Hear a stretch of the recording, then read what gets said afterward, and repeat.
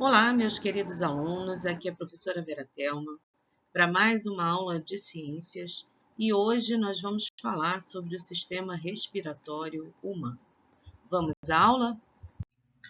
Sistema respiratório, aí tem um panorama, né? É formado por um conjunto de órgãos que tem como função principal captar o oxigênio e eliminar o gás carbônico, né? A principal função da respiração, pessoal, é captar aí o oxigênio do ar para levar para todas as células e lá dentro das células vai acontecer o processo de respiração celular, que é a produção da nossa molécula de energia, que é o ATP, né? Eu já falei sobre essa molécula para vocês, né? Adenosina trifosfato, que é a nossa molécula de energia, que é produzida dentro das nossas mitocôndrias, né? Usando por matéria-prima o oxigênio e a glicose que a gente consegue através da alimentação. O oxigênio vem através da respiração, né? E a glicose através da alimentação. O sistema respiratório ele é constituído por um par de pulmões e por vários órgãos que conduzem o ar para dentro e para fora do nosso corpo. Eu falei que o principal objetivo era captar o oxigênio, mas também tem um objetivo muito importante que é eliminar o gás carbônico, que é uma excreta advinda também da respiração celular, tá, pessoal? Então, quando acontece processo de respiração celular lá na mitocôndria para a formação do ATP, o oxigênio e a glicose vão reagir e aí vai surgir a molécula de ATP e o gás carbônico e a água. A água vai cair na corrente sanguínea e depois vai ser eliminada na urina ou vai participar de processos metabólicos dentro do nosso corpo. E o gás carbônico, o dióxido de carbono, ele é uma excreta, ele é tóxico para o nosso corpo, né? Então ele precisa sair do nosso corpo. E ele sai também através do sistema respiratório quando a gente expira o ar, né? Quando a gente coloca o ar para fora, tá bom? Sistema respiratório vai ser composto pelos pulmões, que é o principal órgão do sistema respiratório, e pelas vias respiratórias, tá? Vamos ver aí, ó, pulmão. Aqui temos o pulmão direito, né?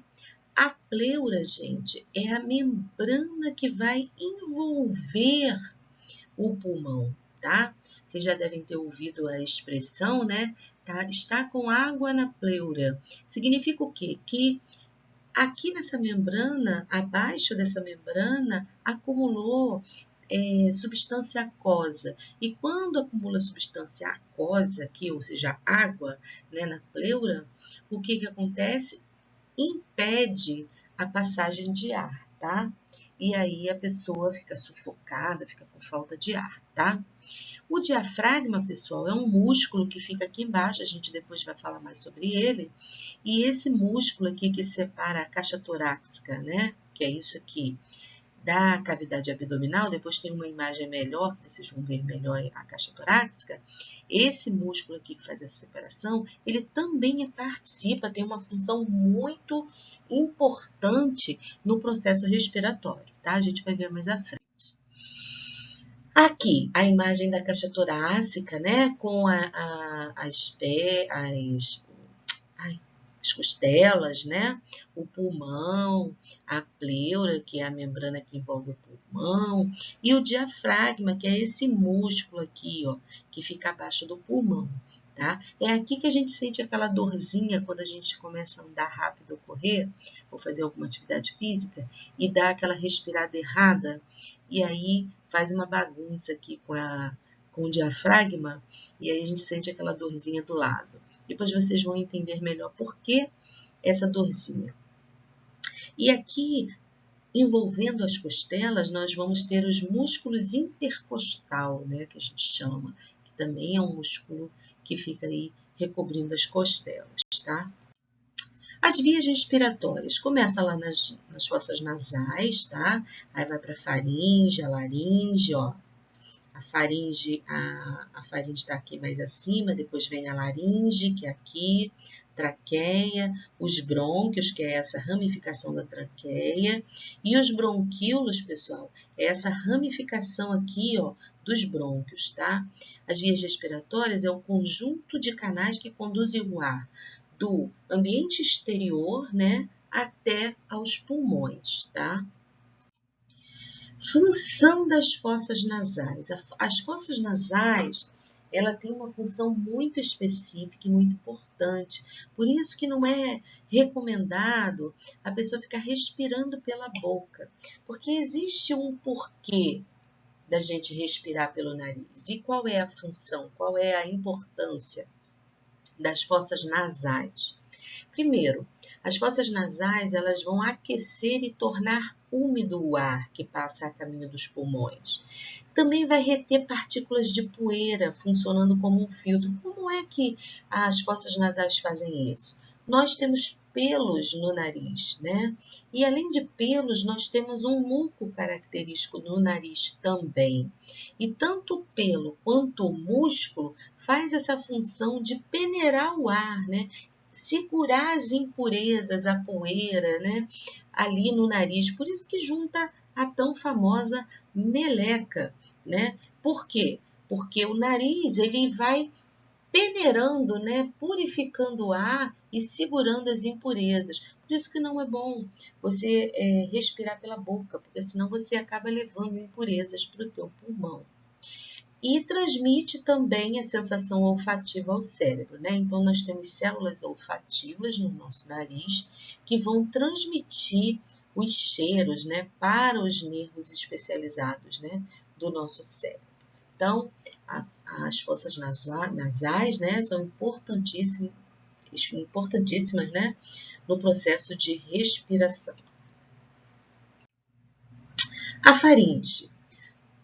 A faringe é um órgão bem característico porque ele faz parte de dois sistemas. Ele faz parte do sistema respiratório, porque passa tanto ar, como também passa o alimento pela faringe, tá? E aí, a faringe é isso aqui, tá, gente? E aí, ó, o ar entra aqui nas fossas nasais, tá? E aí, encontra também com o canal da faringe.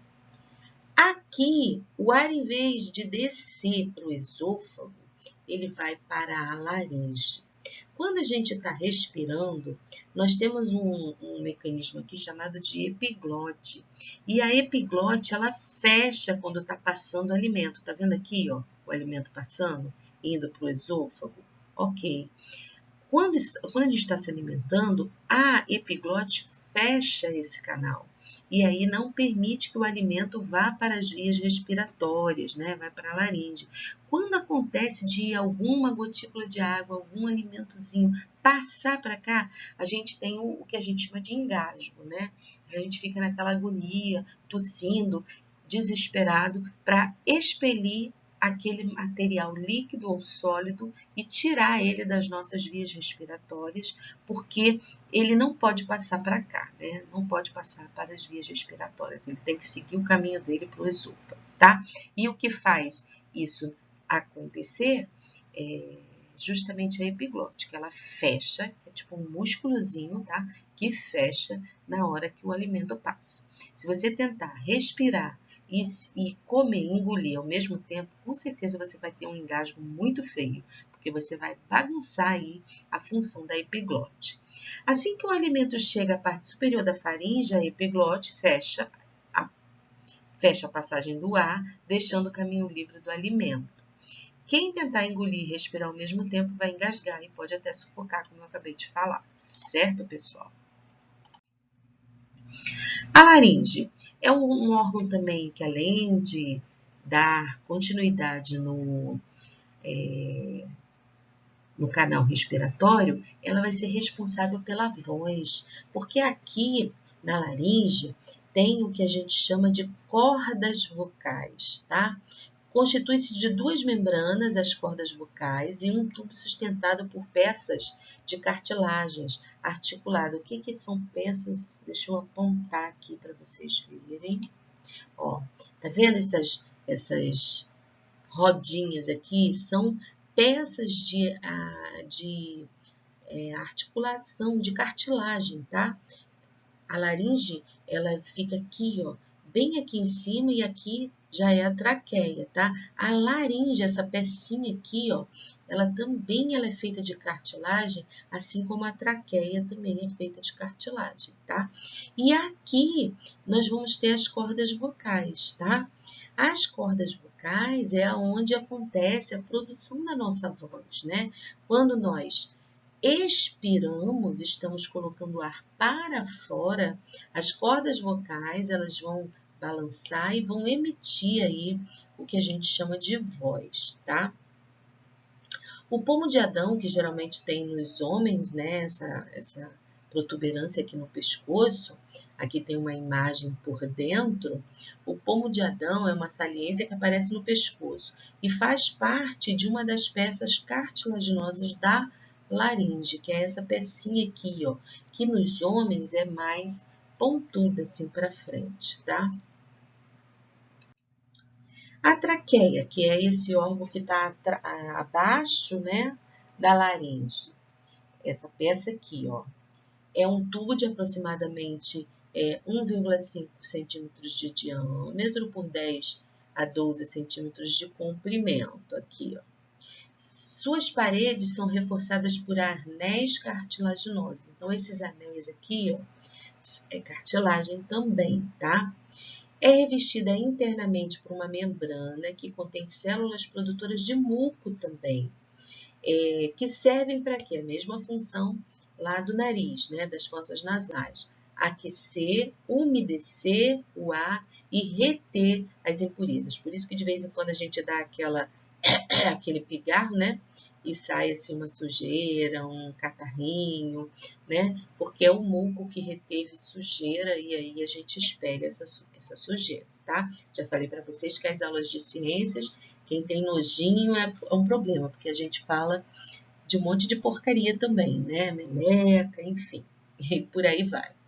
São eliminadas pelo movimento dos cílios, essas impurezas aqui que a gente falou, desse muco que retém as impurezas, elas vão ser eliminadas pelo movimento dos cílios existentes nas células da traqueia, que vai levando essas impurezas cada vez mais para cima, até a gente sentir aquele incômodo, né? E fazer aquele... A gente percebe que tem alguma coisa agarrada na nossa garganta, né? A gente fala garganta, mas é na traqueia, na beiradinha da laringe, e aí a gente faz assim, e aí vem aquela gosma, né? Aquele muco, né? Com impurezas, tá? Que a gente chama de catarro, né, gente? Os brônquios. Os brônquios, pessoal, é uma continuação da traqueia, tá? A traqueia tá aqui, ó, tá vendo? E essa parte aqui que vem ramificando aqui, ó, são os brônquios, essa parte mais grossa aqui, tá? Ramificada. São os brônquios, tá? São duas ramificações da traqueia que penetram lá dentro do pulmão. Essa parte aqui, ó, ela já penetra dentro dos pulmões, formados por anéis também de cartilagem, semelhante aos da traqueia. Cada um penetra em seu respectivo pulmão, então cada um vai penetrar num lado do pulmão, né? Os bronquíolos, formando um conjunto de ramificações que denomina-se árvore brônquica. Então, vem a traqueia, os brônquios, que é essas duas peças aqui grandes, né? E a ramificação dos brônquios, que essas peças menores aqui, ó, são os bronquíolos, que nessa imagem aqui dá para ver muito legal, né? Que é uma micografia, né? Então, essa daqui dá para ver bem legal aí a imagem dos bronquíolos, né? Ó, traqueia, brônquios e os bronquíolos, tá? Os pulmões, principal órgão do sistema respiratório, dois órgãos esponjosos envolvidos por uma membrana serosa, que é a pleura, e localizadas no tórax e protegido pelas costelas. O ar chega aos pulmões por meio dos bronquíolos. Estes carregam ar até os alvéolos pulmonares, que são saquinhos que ficam na ponta dos bronquíolos, né? E nos alvéolos, o ar inspirado, aquele que a gente coloca para dentro, irá oxigenar o sangue, ou seja, vai passar o oxigênio para o sangue. E vai receber também do sangue o gás carbônico, tá? A gente vai ver isso aí mais detalhe aqui, ó. Deixa eu apontar que fica mais fácil. Aqui, tá vendo? Aqui tá os bronquíolos, tá vendo? Essas bolinhas. Claro que tá aqui num tamanho bem grandão, são bolinhas minúsculas, tá? Essas bolinhas, que são os alvéolos, que estão na ponta dos bronquíolos, elas são altamente vascularizadas, ou seja, tem muitos capilares sanguíneos envolvendo esses alvéolos aqui. E é esses capilares aqui, ó, que vão receber o oxigênio e passar o gás carbônico para dentro dos alvéolos. Então, aqui, ó, a imagem aumentada desses alvéolos aqui, ó. Então, aqui está o alvéolo, tá vendo? Aqui está algum capilar sanguíneo que está passando ali próximo, né, à parede dos alvéolos. O que está acontecendo aqui?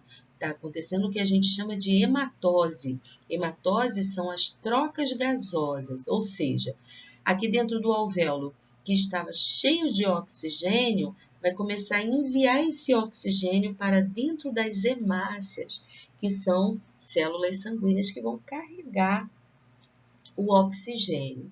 E o sangue, as hemácias que estiverem cheias de gás carbônico, vão passando por aqui, entregando o gás carbônico para os alvéolos e pegando o oxigênio de dentro dos alvéolos. E ele entrega, vem aqui e recebe. Tá? Isso a gente chama de hematose ou trocas gasosas, tá bom, pessoal? Aqui nessa imagem dá para ver bem legal também, né? E aí a gente vê o gás carbônico, né, sendo entregue aqui para o sangue, né, para as moléculas, para as celulinhas, né, do sangue, que são as hemácias, ou melhor, desculpa, o oxigênio que está sendo entregue para as hemácias e as hemácias estão passando o gás carbônico para dentro dos alvéolos para ser expirado, né? Então, a hematose pulmonar consiste na troca gasosa que ocorre nos alvéolos pulmonar. O gás carbônico sai do sangue para os alvéolos e o oxigênio faz o caminho inverso, ou seja, sai das células, sai dos alvéolos para as células. Ok, pessoal? Nos alvéolos pulmonares acontecem as trocas gasosas. O oxigênio do ar inspirado passa dos alvéolos para os vasos sanguíneos e pelo corpo. Já o gás carbônico resultante da respiração deixa as células e passa para a circulação sanguínea. Atinge os alvéolos e então segue o caminho das vias aéreas para fora do corpo, que a gente chama de expiração. Tá? Eu estou frisando bem aqui a questão da hematose, gente, das trocas gasosas, porque é uma parte importante, sim, ou importante, né, desse conteúdo, tá? O diafragma. Então, finalmente, vamos falar aí do diafragma e da importância que ele tem, o papel que ele tem, né, na respiração. O diafragma fica na base de cada pulmão e a base de cada pulmão vai se apoiar no diafragma, que é um músculo, né? É um órgão músculo membranoso que separa o tórax do abdômen. Juntamente com os músculos intercostais, eles realizam aí o que a gente chama de movimentos respiratórios. A gente vai ver com mais detalhe. Então, na inspiração, olha o que acontece. Quando a gente está colocando ar para dentro do nosso corpo, está inspirando, acontece a contração do diafragma e dos músculos intercostais. O diafragma, ele abaixa, o externo e as costelas levantam, os pulmões dilatam e aumentam de volume, diminuição da pressão do ar intrapulmonar, aí o ar vai entrar para dentro dos pulmões, tá? E o que acontece na expiração? O contrário disso, né? O diafragma relaxa, e os músculos intercostais também. Aí, quando ele relaxa, ele sobe. O externo e as costelas retraem-se. O pulmão vai se contrair, diminuir de volume. E quando ele diminui de volume, ele provoca uma pressão, né, do ar intrapulmonar. E aí o ar sai, né? Esse processo todinho é tão rápido que a gente nem percebe, né? A gente respira toda hora e toda hora o nosso corpo faz esses movimentos, só que a gente nem tem consciência disso, né? Porque é tão rápido e tão rítmico também, né? Que a gente não percebe. Aqui, gente, eu trouxe uma imagem para falar com vocês sobre o cigarro, né? O cigarro, gente, ele é devastador para os pulmões por causa da quantidade de nicotina e substâncias tóxicas, né, que tem no cigarro. Aqui tem uma imagem muito emblemática, né, de um pulmão sadio, deixa eu apontar, de um pulmão sadio, né, na cor rosa, avermelhado, né, isso é um pulmão sadio, né, e aqui, tá vendo, aqui dentro é o coração, tá vendo? Por baixo do pulmão, aqui, ó, coração. E aqui, gente, a gente já percebe um pulmão de um fumante. Então, olha, a parede do pulmão toda impregnada, né, dos gases, das substâncias tóxicas, né, como alcatrão, nicotina, né. Isso vai provocando uma rigidez no pulmão e vai cada vez mais prejudicando as trocas gasosas, as hematoses, né? Por isso que o fumante geralmente tem muita falta de ar, né? E também a probabilidade de se desenvolver um câncer aqui, né? Dessas células sofrerem mutação e desenvolver um câncer pulmonar, né, pessoal? É isso aí, pessoal. Terminamos mais essa aula. Um beijo e até a próxima.